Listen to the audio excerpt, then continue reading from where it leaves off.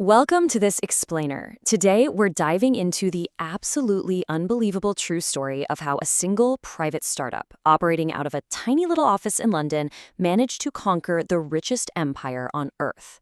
We're talking, of course, about the East India Company.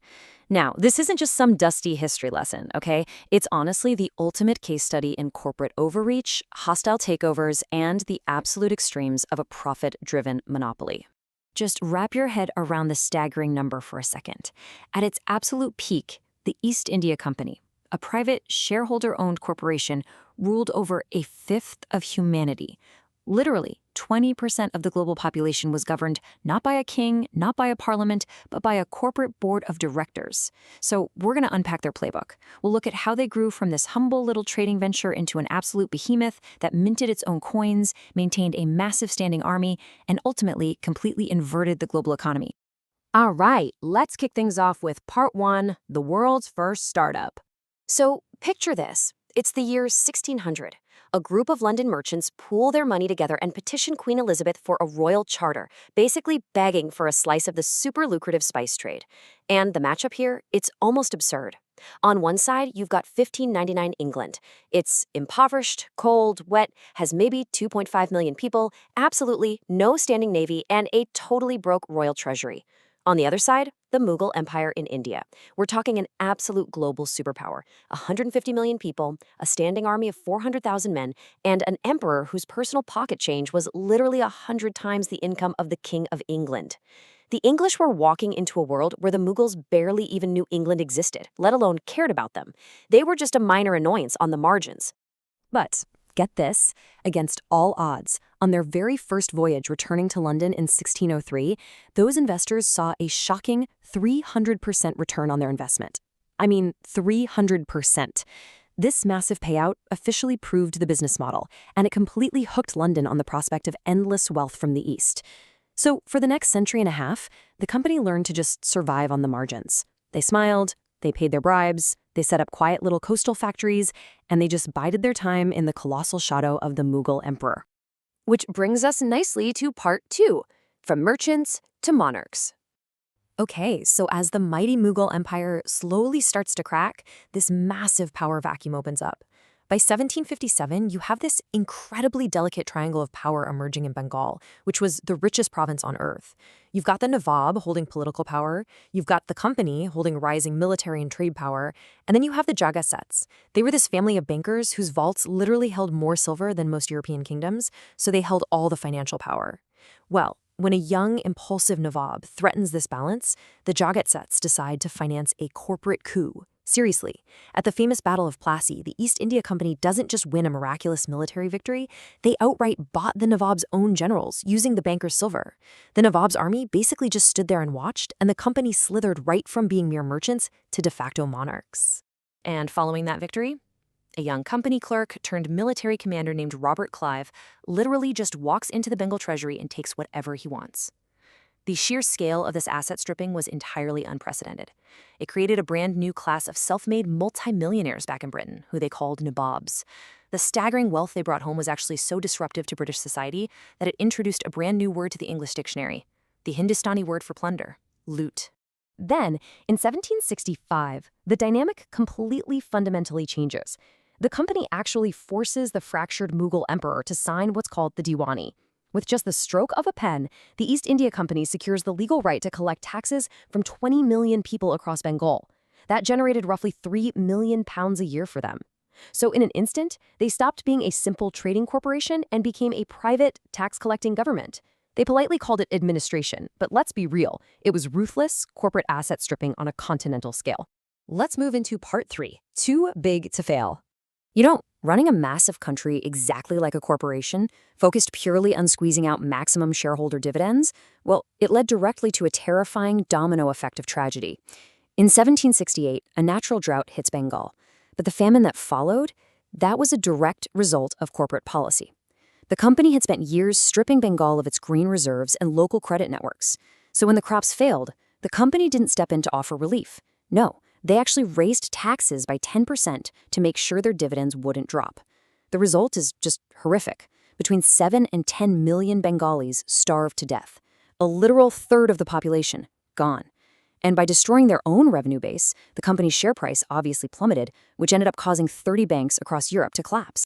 So, facing total bankruptcy and threatening to drag the entire London economy down into ruin with them, what does the East India Company do? They go to the government.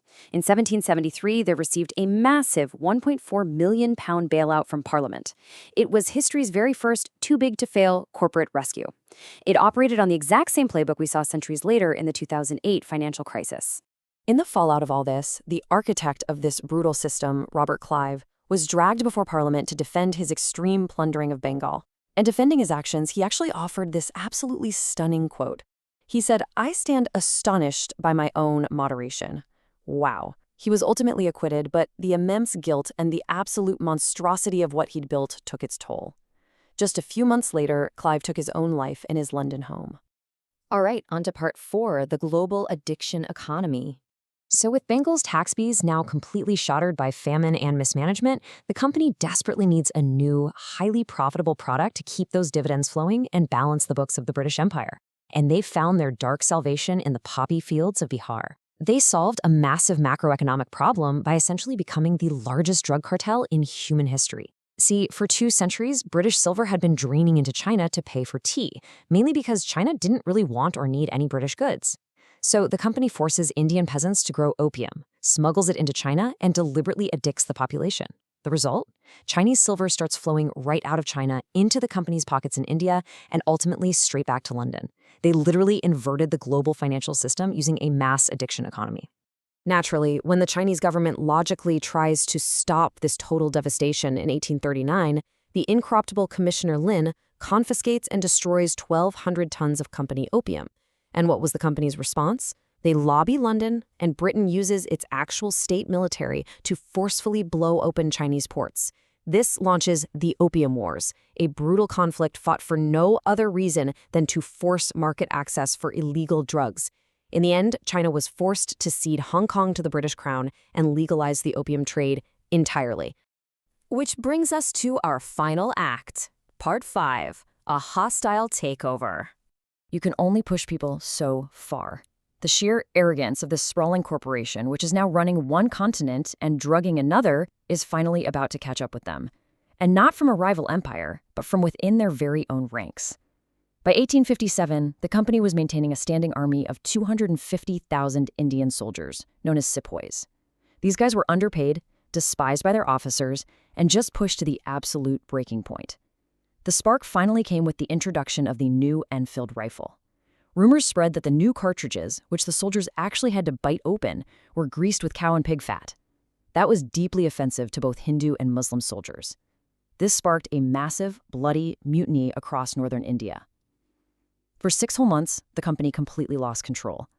It took tens of thousands of regular British troops, shipped all the way from London, to brutally crush the rebellion. When you look back at it, after 2.5 centuries of ruthless expansion, from literally begging the Mughals for trading rights to staging corporate coups to starving millions for shareholder profit, the company's absolute mismanagement finally brought them to the brink of total violent collapse. The illusion that a private company could safely govern an empire, that was shattered forever. In the aftermath of all that bloodshed, the British public and Parliament were understandably horrified. But here is the craziest part. The most powerful corporation in history didn't die in some grand climactic battle against a rival nation. It was unceremoniously liquidated by a single signature on a piece of paper. On August 2nd, 1858, Queen Victoria signs the Government of India Act. Basically, it was a massive hostile takeover by the British Crown, swallowing the company's territories, its debts, and its massive armies whole. So to wrap up this explainer, I want you to really think about this chilling reality. When a corporation builds a vast empire of extraction, what happens to the machinery when the company dies? The East India Company vanished into the history books with barely a whisper. But that extractive machinery, the surveillance state, the administrative control, and the massive military apparatus, none of that died. The British Crown inherited every single bit of it. The British Raj didn't invent imperialism in India. They simply took the exact same corporate system of surveillance and extraction and put a royal crown on it, ensuring that the dragon would live on long after the startup was dissolved. So what does that tell us today? when we see modern multinational corporations operating with budgets larger than national GDPs. I'll leave you to ponder that.